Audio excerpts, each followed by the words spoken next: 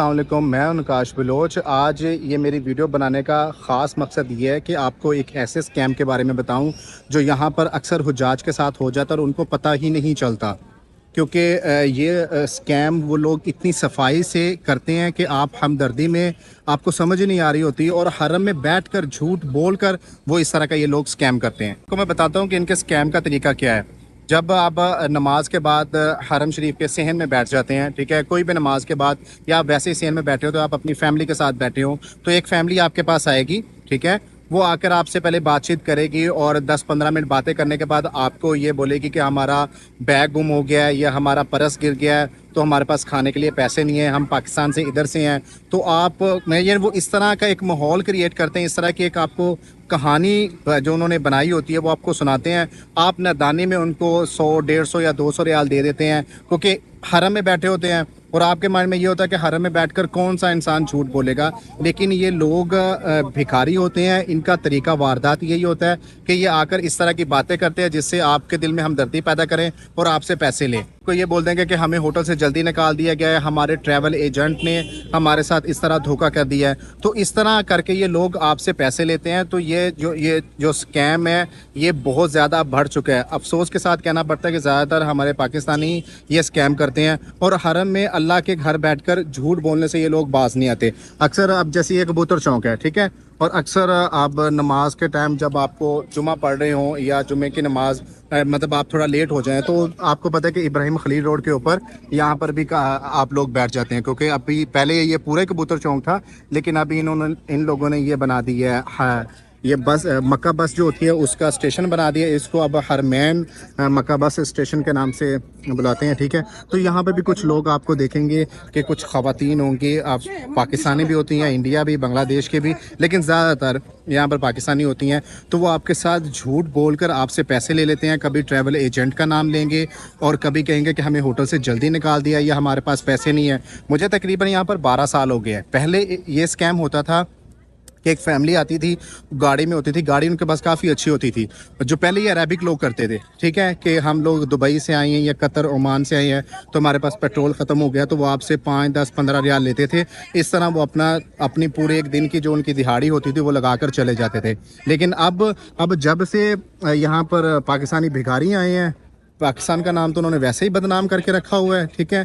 और अभी आपको मैं दिखा देता हूँ, यहाँ पर टोलियाँ की टोलियाँ होती हैं, ये नहीं कि एक आधी खवातीन नहीं होगी और ज़्यादातर वो किस तरह की होगी अभी यहाँ पर कोई नज़र नहीं आ रही, वरना मैं आपको दिखाता, ठीक है। जैसे यहाँ पे ये वो खातून बैठी हुई ना, इस तरह 5-7 वो टोलियों में बैठी होती हैं। तो अगर आप हरम में भी हो ना या आप उम्रे पे भी आएँ तो आपसे अगर आपने अरबिक लिबास पहना है तो वो उनको नहीं पता चलता कि ये कौन सी नेशनैलिटी का, पाकिस्तान का, ये कौन सा है। तो वो आपसे पैसे मांगना शुरू कर देती हैं।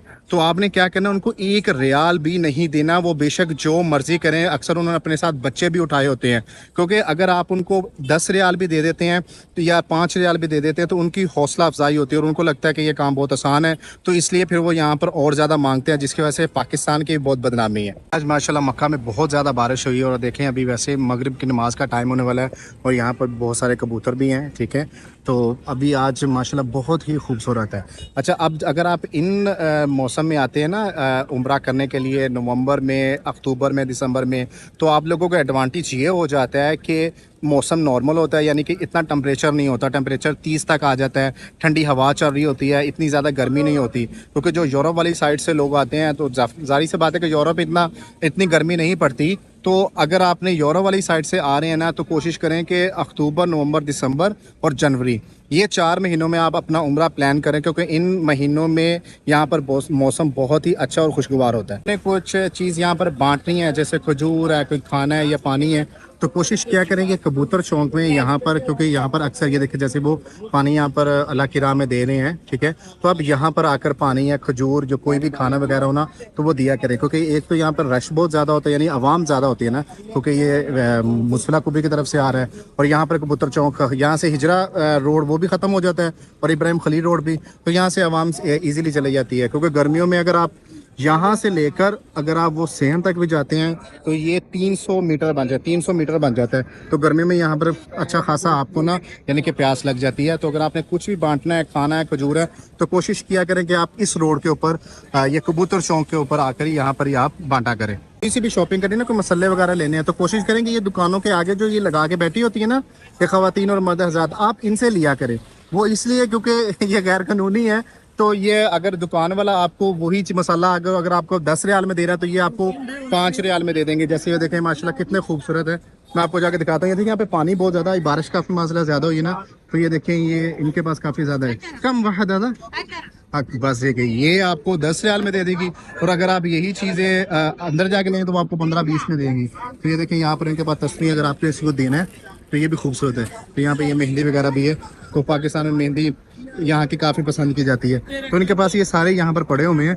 तो कोशिश करें कि अगर आपने थोड़ी सी भी शॉपिंग करनी है ना तो दुकान की निस्बत इन लोगों से कर लिया करें। एक तो मतलब आपको सस्ते भी मिल जाते हैं, ठीक है, और अच्छे भी मिल जाते हैं, क्योंकि दुकानों वाले जितने भी यहाँ पर हैं वो काफ़ी ज़्यादा यहाँ पे महंगे देते हैं, क्योंकि उन्होंने रेंट देना होता है। तो इन लोगों ने रेंट वगैरह अपना कोई भी नहीं देना होता।